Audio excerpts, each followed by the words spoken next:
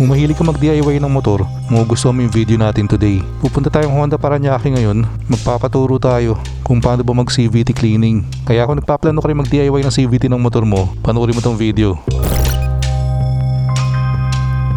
Plano ko kasi mag-DIY ng CVT nito ni ADV. And ang dami ko na namang videos na pinanood rin. Siguro mga 5 na or mahigit pa. And doon sa mga CVT cleaning videos na napanood ko, pretty much pare-pares naman ng proseso eh. May mga konting pinag-iba lang doon sa siguro specifics. Like for example, gamit na ibang panglinis, gasolina. May iba naman gumagamit ng CVT cleaner. Meron naman tinatap dead center yung pulley. Pero karamihan ng iba kong napanood, hindi na ginagawa yun. So yun ang gusto kong tanungin kay Honda kung kailangan ba talagang gawin. Kasi pag tinitingnan ko yung comment section ng mga videos na yun, medyo hati rin eh. Yung iba sinasabi hindi naman daw kailangang i-top dead center yung CVT. Yung iba naman sinasabi syempre mas okay na rin gawin yun. Kaya nga daw nilagyan ni Honda ng markings na ganun. And may napanood rin tayo na nagtutorque spec ng bolts. While yung iba naman, rekta impact wrench. So malamang sa mga nagdi-DIY ngayon or gusto mag-DIY, marami na rin kayo napanood ng videos. Pero ang gusto kong pakita today is paano yung gawa ng Honda sa kasa. And nandito na tayo guys. Honda flagship Paranaque.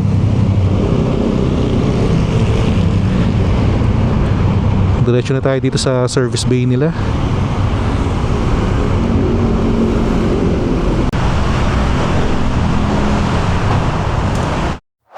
Alright, so may ginagawa pa sa service.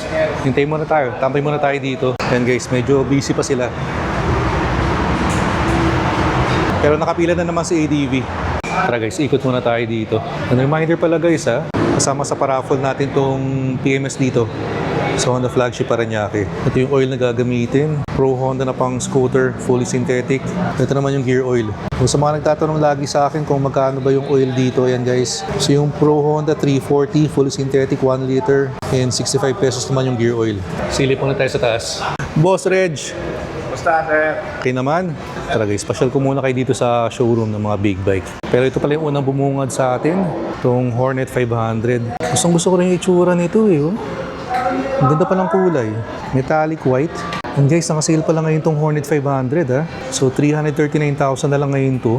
Sulit na sulit guys. Tingnan nyo naman yan. Naka TFT panel na. And Road 6 na rin pala yung stock na gulong nito. Sulit na yan. Palitan mo lang yung exhaust nito. Palag na eh. Tingnan nyo naman yung itsura sa harapan. Oh. Diba? So sa mga interesado dito guys, takbo na kayo dito sa Honda flagship Paranaque. And ito palang CL, naka-sale din. Ito naman yung 369,000 ngayon. Swerte ng mga nagbabalak pumili ng big bike ngayon. And ito, lagi ko nakikita dito. Hanggang ngayon, hindi ko pa rin alam kung ano to eh. And syempre, classic na classic, CB. And ito pala guys, yung mga iba pang naka-sale. So hanggang end of March pa to. Big bike power deals. NX 500, 369,000. So 40,000 pesos na discount from SRP. CBR 500R, CBR 650R. Yan ang pinakuya nilang lahat. CBR Fireblade. Ang laki ng mga discount, no? Ito guys, yung CBR 650R. Na-test ride ko na to eh. Gusto ko yung riding position dito. And e-clutch na rin pala to Sarap gamitin yan. And kung mahilig ka naman sa cruisers, syempre Rebel. Rebel 1100, 665,000. Ito na yung latest na model Naka 5-inch na color TFT panel na yan. Yung luma kasi nito bilog. Tingnan natin kung meron dito. Wala na pala ng lumang 1100. Pero ito, yung Rebel 500, bilog yung panel. Sa mga hindi katangkaran pero gusto mag big bike, ito yung good option para sa inyo. So hintayin na muna tayo dito guys sa service area. Panoorin natin yung mga ginagawa para matuto naman tayo. Ito guys, medyo makikisyoso tayo dito. Throttle body cleaning. Wala pa naman tayong balak gawin to. Minimum 10K. 10K kilometers. Matagal pa.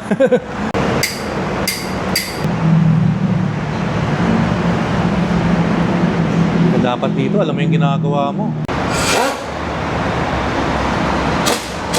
Okay, so parang medyo matagal pa yung mga ginagawa sa service. Ikot muna tayo dito sa mga scooters naman.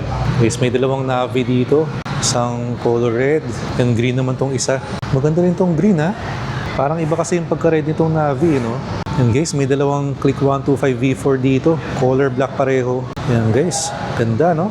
So sa mga naghahanap nito, mag-message na kayo sa Honda flagship Paranaque. Yan, marami pa rin silang stock ng ADV 350 dito. Puro red no? Meron pa lang isang matte black. Maganda rin talaga ng ADV 350. Ang feeling naka-XADV ka na dito. Dito yung power switch, seat, fuel. Yan, napakalapad ng upuan guys. Sarap umupo dito guys. Ang lapad din, ang lambot ng upuan. Tapos yun yung kita mo, no? May mga PCX 160 rin dito. Pag gold tong emblem, road sync yan. Colored TFT panel and body colored din tong handlebar cover. Excited na akong matuto mag CVT cleaning kay ADV. Para next time gagawa tayo ng content, talagang purong DIY lang. Alright. Nakasalang na yung motor natin guys. Of course, Boss Vic. Alright. So tinatanggal na yung mga screw muna dito. Bilis pag meron kang impact, no? Yan boss, paano tinatanggal yan? Ang bilis eh. Sa mga video parang nahihirapan sila dun ah. Sa loob mo pipisilin dito. Ayun. Kailangan makakami yung kamay mo. Malupit. Malupit na pisil. Ayun yung nakatagong 8mm, no? Sir, hindi kaya nito. Oo, kinamay mo na. Tapos ngayon naman.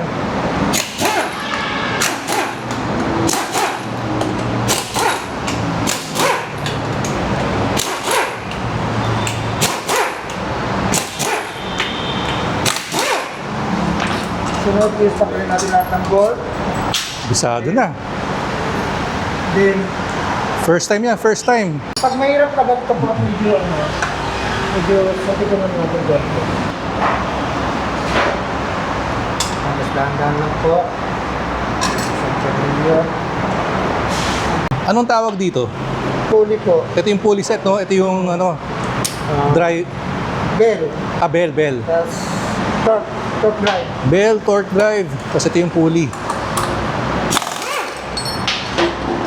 Ay, medyo madumi na guys, oh. Wala pang 3,000 kilometers na, ha?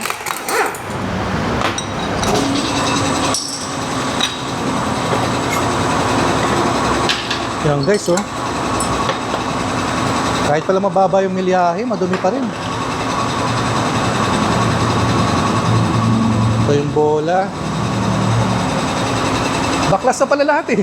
Okay, so umorder lang tayo nitong parts cleaner, Honda. Bagong-bago. Ito na guys yung crankcase. Madumi na nga. Ito na guys yung clutch lining. Bubuksan na ni Boss Vic.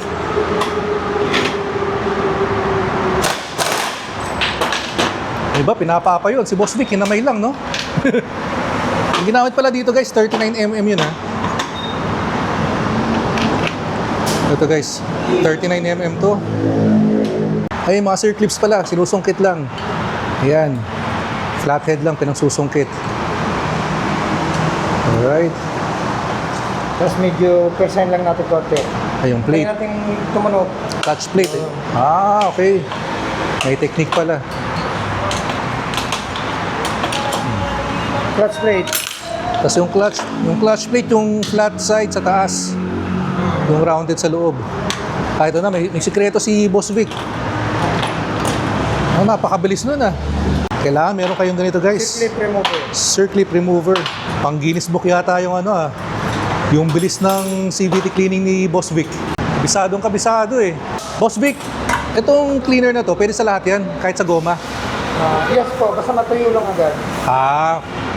Pag iba kasi gasolina ginagamit eh, no? Opo, ang gasolina kasi, pinapalubo niya yung goma. Yung goma, oo. Sir, kung may matipil ka ng grease. Wala nga. Wala. Walang no? Walang lagkit, walang oo. Walang lagkit. So, maganda pala dito guys, pag ito yung ginamit nyo pang linis ng CVT, hindi nyo na kailangan iwasan yung mga rubber parts. Ano pa, boss? Make sure lang na wala kayong allergy sa mga chemical. Okay. So, dapat... Hindi na-compromise yung balat niyo. So, maigi pala mag-gloves, no? Ito yung clutch lining, no? Yes po. Paano malalaman pag manipis na? Yung iba yung kulay, ito po yung ito po yung kumbaga yung aluminum niya. Oo. Makikita mo naman dito ka titingin, boss. Yan. Makikita mo yung... pag pumantay na. So makapal pa to, no? Yes po.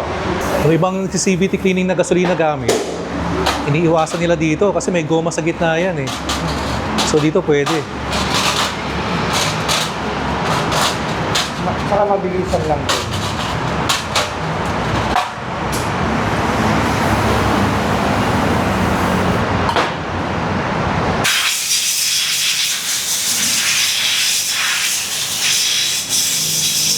Sana maalala ko lahat ng ginagawa ni Boss Vic.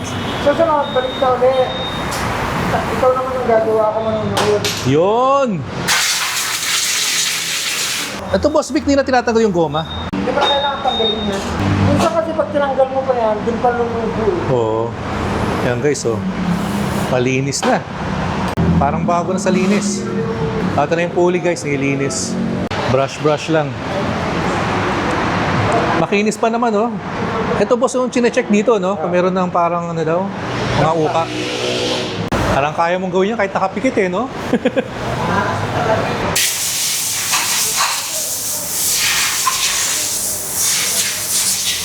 Yun ang maganda pala, meron kang ano, air compressor, no? Kaya tuyo ka agad.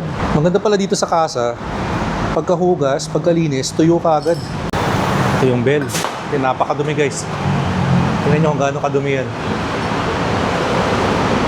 Ang kagandahan ng kamo dito sa parts cleaner. Ultimo yung belt, pwede mong linisin ito. Basta tuyo ka agad, no?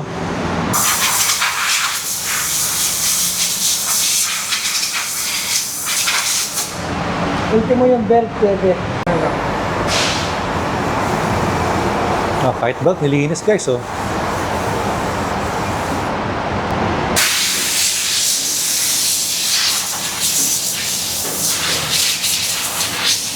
Linis na. Ito na yung crankcase.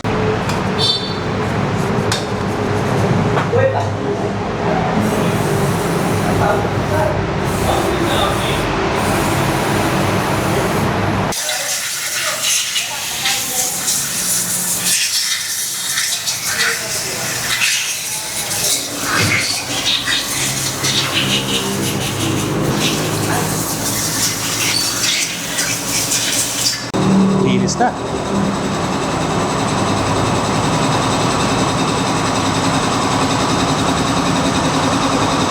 Yun, oh. Parang bago. Actually, parts cleaner, nagdidepende sa kung gaano sa kadumi, kung kakasya ba yung isa. Oo. Pero usually kasya yan. Saktuhan. Tuwang. Pero pag mas madumi pa dito, talagang total yung bibili ng dalawa. Dalawa.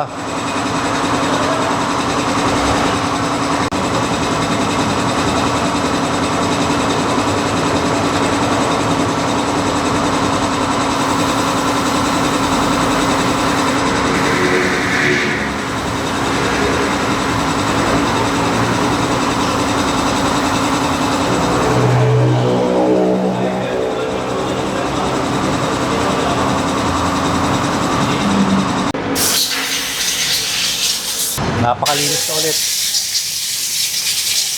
Parang bago na. So pag magsa-set up ng panggilid, ang papalitan, itong bola, boss, no? Muna itong bola. Itong clutch spring. Center spring. Tsaka itong center spring.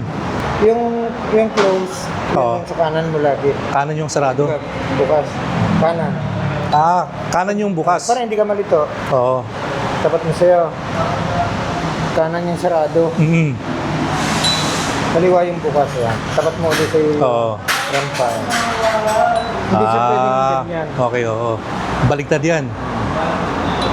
Nakaharap sa'yo, sarado yung kanan. Yun. Yan guys, may mga tips tayo nakukuha. Sa ganito lang ang amount sa daliri. Ito pala guys, high temp grease. Ganito lang po. Konti lang sa loob. Tapos i-spread lang. Yun. Halos mabasa lang po siya ng konti. Yung iba kong napapanood, ang dami maggrasa eh, no? So, konting grasa lang guys ha, sa loob. Tapos, Boss Vic, pati nga yan. Ito yung sabi dapat, yung may linya sa loob. Yung may 3 linya. Ano ba purpose nila? Hindi ko rin alam eh. Basta yung... Kasi ito, Oo. base sa aming training, wala naman. Wala naman siyang specific. Pero yung bola, meron kasi pag umikot, Oo. tatama dun sa walang wall, kaya Alright. Ay, ito pala, Boss Vic, tanong lang. Kailangan pa bang ano yan? Top dead center? Yung para pulley? saan ko yung top dead center?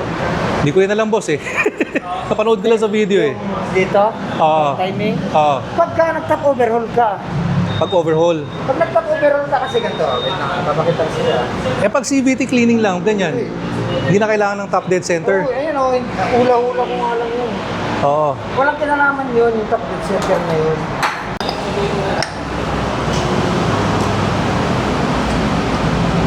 Saan ginagrasahan yung boss? Dito lang po. Konti lang doon sa ano. Tatlo. Tatlo. Ng konti. Hindi siya kailangan ng sibang gamit. Kaya yan, nakita mo Sige, yan. so. Kapraso lang yan. Konting-konti lang yung grasa guys Basta ha. lang, Parang mabasa lang no? Kasi tatalsik yan eh. Oo. Yan, mabasa lang, ganyan. Walang buo-buo. Pag tumalsik yung grasa sa loob, ano yun? Dragging yun. Yes, boss. Absolutely, yes.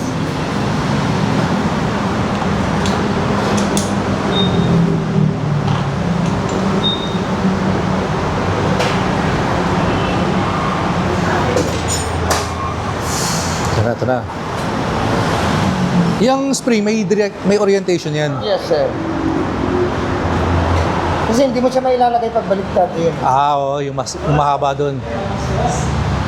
Hindi tayo pwede magkamali dito guys. Isang direction lang talaga eh. Napakahusay mo na pag nailagay mo. Pinwersa mo, no? Tapos, kasi pag nailagay mo na, medyo hindi mo naman pupukpukin na malakas. Parang i-make sure mo lang kung kumawit na ba yung spring. Eh. Okay. Tapos, sunod, silipin mo lang kung lumabas yung pinakadulo ng spring. Ayan. Doon sa ilalim. Ayan. Ayun, okay. Since sumagat siya, sunod, itong backplate tawag dito. Medyo, pepersign lang natin ang bahagya kasi parang ganito lang konti. Ito guys. Ganun mo. Tapos, medyo iganto mo lang konti. Isa. Saka mo lakan na yun. Kasi hindi mo siya malalakan. Oo. Ayan. Yung circlip na guys. Hindi mo siya masisirklipan kung itutulak mo lang ng kamay. Ayan. Oo. Hindi mo malalakan. Pagkabi lang naman. Ayan. Wala namang persang mangyayari. Oo. Kumbaga parang mababasag. Ganun din. Hindi naman. Ganyan lang. Tapos itong suklit, Oo. may orientation ulit ito. Yung medyo matalas na part, dito siya. Sa taas, yung flat. Okay. Tapos, gagano mo lang yung plier. Yan. Yun? May click sound. May clip na. Tapos, next, yun yung last is, kunti lang. Ganun lang. Tapos, ganun ulit. Pag ayaw pa rin, kunti pa ulit. Yan. Okay.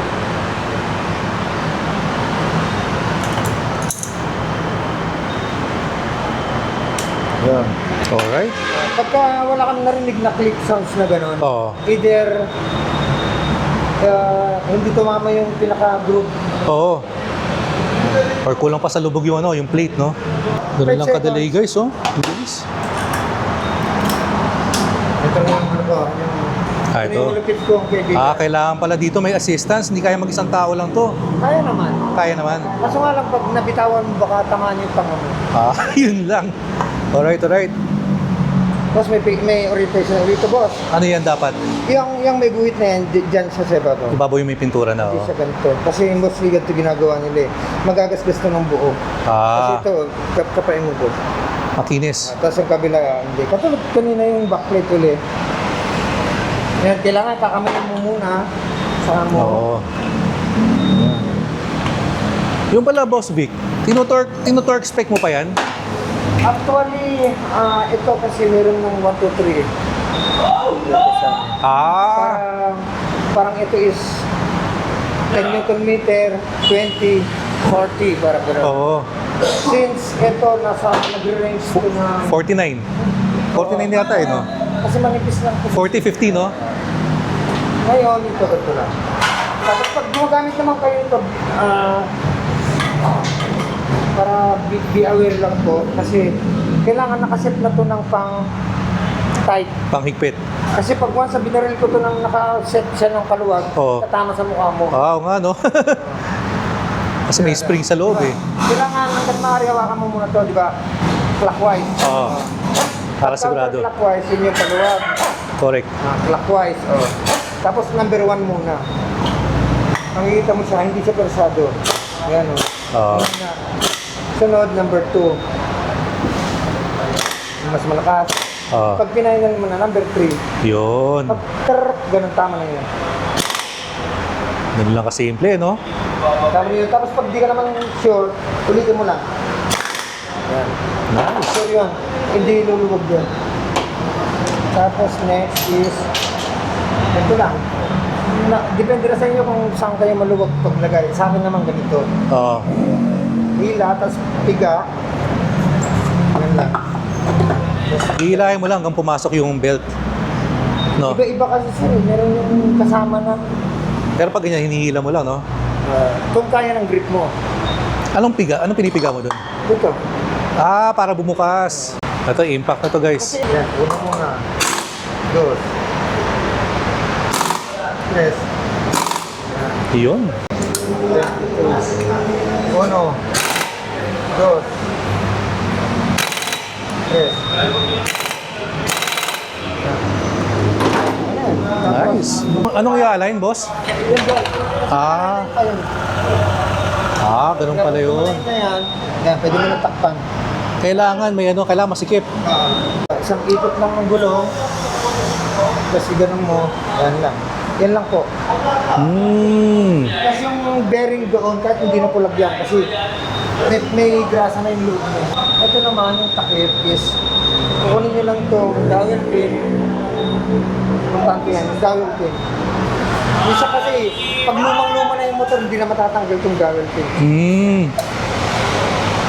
Kailangan po yan, dowel pin. Pinaka-importante sa lahat to. Oo. Pag kunyari ito, tanong ko lang po, guys, pag tinanggal ko ba ito, anong mangyayari? Hindi mo makakabit. Makakabit mo. Makakabit pa rin. Pero ang napakalaking tanong, anong mangyayari? Diba, May- nakita mo boss, no? Oo. Ibig sabihin niya, pagtawa sila pinabit mo.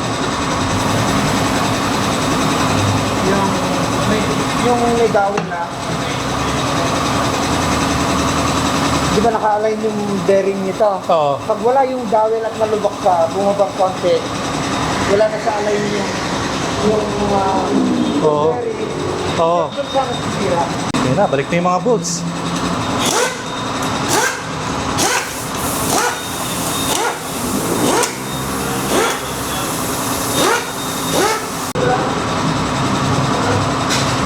Ikot mo na dito. Kasi hilahin para mag-lock yung wire. Oo. Hila. Saka mo ibabalik ito. I-clip. Kailangan may click sound. Naingigas ito eh. Kasi ito, i-align mo lang muna. Bago mo sulipan, kailangan naka-align mo muna. Kasi may groove din. May ano yan, may parang dowel din ito eh. May skirt. Oo. Tapos sunod is tatlong cylinder. Ikot lang. Muna yan. Sure ka na pumasok yung thread. Then, 1,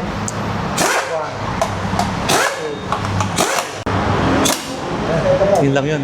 Alright. Ano, Boss Vic? Okay na ba? Ito try ko ba? Sige, try mo, boss. Baka mamaya, hindi ko lang Bumilis ba yan? Bumilis? hindi.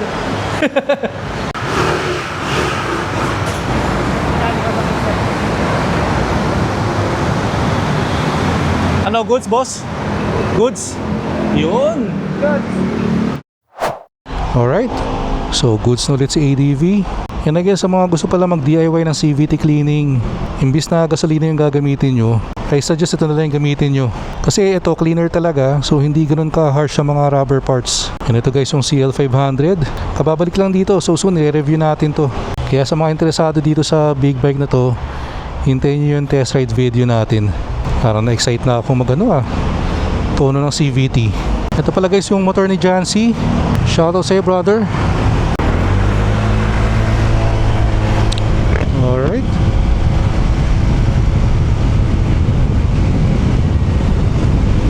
So smooth pa rin naman yung takbo. Actually hindi pa naman talaga due for CVT cleaning to. Ayun o, 2,800 kilometers pala yung tinatakbo natin. I'm not sure pero sa 5,000 kilometers pa yata talaga dapat yung CVT cleaning. Pero pinatira ko na kasi gusto kong makita kung paano gawin sa kasa. Ganda yung takbo niya ngayon, ha? Pero at least malinis na ngayon. So matagal-tagal pa bago ko kailanganin maglinis ulit ng CVT. Pero panigurado next time ako na yung gagawa. Nakabili na naman ako ng impact wrench. Tapos may torque wrench na rin ako. Umorder na rin ako ng 39mm na socket para dun sa nut nung sa clutch yata yun. Not sure, ha. Hindi ko pa rin kabisado yung mga parts eh. Ang kailangan kong bilhin ngayon yung mga holder para magamit ko yung torque wrench dun sa malalaking nut dun sa loob. Yan again guys, sabi ko nga plano kong mag-upgrade ng CVT. I-DIY natin, pero kailangan ko yung tulong nyo. Ano ba yung okay na bilhin kong bola, spring?